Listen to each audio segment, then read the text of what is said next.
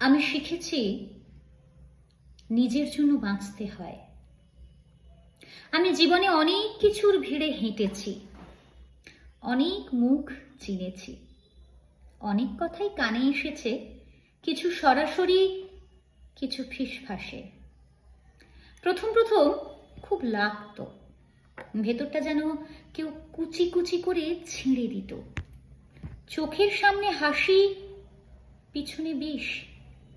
এই দ্বিমুখী আচরণ আমায় অবাক করত।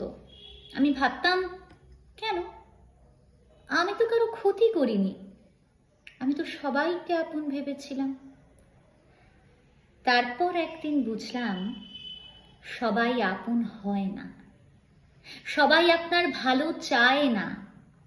অনেকেই অপেক্ষা করে কখন আপনি হোঁচট খাবেন, কখন আপনি ভেঙে পড়বেন, যাতে তারা আড়ালে দাঁড়িয়ে নীরব আনন্দে ভাসতে পারে।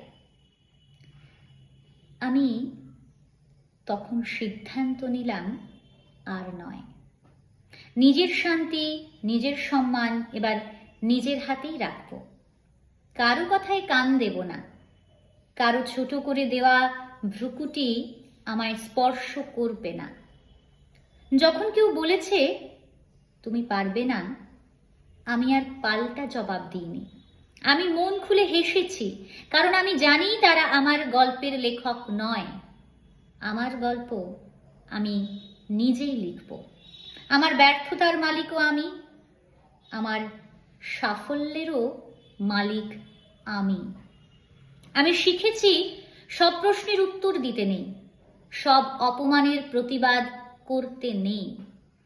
চুপচাপ নিজের কাজ করে যেতে হয়। চুপ থাকা কোনো দুর্বলতা নয়, বরং ওটাই সবচেয়ে বড় শক্তি। আমি এখন অন্যরকম জীবন বেছে নিয়েছি। যখন অন্যেরা পেছনে কথা বলে, আমি সামনের রাস্তা খুঁজি। যখন ওরা আমাকে ছোট করে, আমি আরো উঁচুতে উঠি।